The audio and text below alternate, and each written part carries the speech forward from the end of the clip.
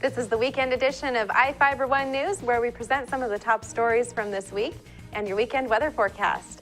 I'm Bethany Jenks. Stay tuned for the weekend edition of iFIBER One News.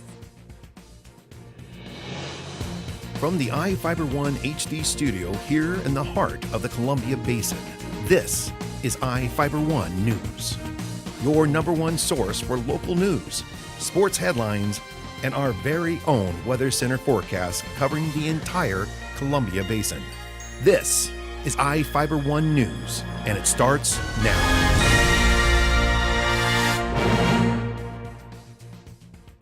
One of our top stories for this week came from Coulee City, where longtime resident Dan Bolliard takes a look at the history of railroads in Grant County in his new book. Reporter Jeff Chu met up with Bolliard and has the story. A new book, Images of America, Big Bend Railroad, is the result of Dan Bolliard's lifelong love of all things rail. A Coulee City area native and railroad buff most of his life, Bolliard's first book on the region's railroading history will be released in late January. Much of the book is derived from his blog, where he has written almost 2,000 posts about Grant County and regional railroad history. The blog, which he launched in 2007, can be found at sdp45.blogspot.com or search for Big Bend Railroad. Bolliard's book reveals the importance of rail to Grant County's history dating back to the 1890s. So back then, the railroad brought anything and everything you'd ever possibly want. If you lived in Ephrata back in the 1900s, that was how things got there. I mean, if you wanted anything, like you'd order via the Sears catalog, it showed up in a boxcar, was unloaded, and delivered to either you directly or maybe to one of the local stores who in turn sold it to you. Everything came. The mail came. They had dedicated cars and the passenger trains that actually just dealt with the mail. Bolliard is a big collector of railroad artifacts, including a train signal, old railroad crossing signs, and a pair of railroad tie hand lifters. Bolliard's passion for trains dates back to his youth. I've had a lifelong interest in trains and railroads, having grown up between Ephrata and Coulee City and Moses Lake. So always looking out for something along the tracks as a little guy. Really grew into the love of trains as I lived as a young man, about 10 years old in Coulee City. I'd be out there every day. The train was there, just standing there watching these big machines switching out cars and doing whatever they needed to do.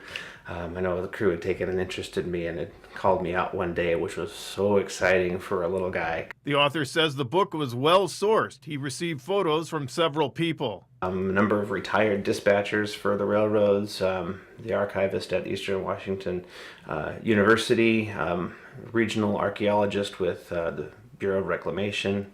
This wasn't just a neighborhood effort. There's some pretty important people who looked over the work. One of the most unique finds in his railroad research were the ovens left behind by early rail building crews. As the story goes, the railroad crews, which were of Italian descent back then, had brought over some bakers with them, and it was their job to build a fire in these big stone ovens that they built. Get the rocks hot, sweep out the fire. You can cook anything in there you want. The book will be available online at Amazon.com, Dog-Eared Books in Ephrata, and other locations to be determined. I'm Jeff Chu for iFIBER One News.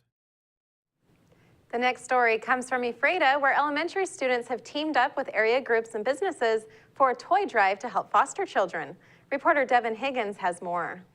For most kids, early December is a time to finalize Christmas lists for Santa Claus. But third graders at Ephrata's St. Rose of Lima Catholic School team with Trout Lake Farms, the Basin Retirement Home, and area businesses for the annual Operation Elf Toy Drive. Teacher Regina Dorima said the class became a sponsor thanks to Ephrata Pita Pit owner Pam Lessaman, who's grandmother to one of her students. Maddox's grandmother came to me and asked me if the third grade class would like to sponsor the toy drive to help Operation Elf, which supplies toys to the foster children of Grant County. There's over 300 children in Grant County that are foster children, and they don't have much of a Christmas, and therefore we have collected toys for their Christmas party. The kids have been so excited about bringing toys and giving to other people, and to know that some of the children that go to school here have been foster children in the past and are now adopted into a family. So they actually see somebody that was in need and that they're going to be helping.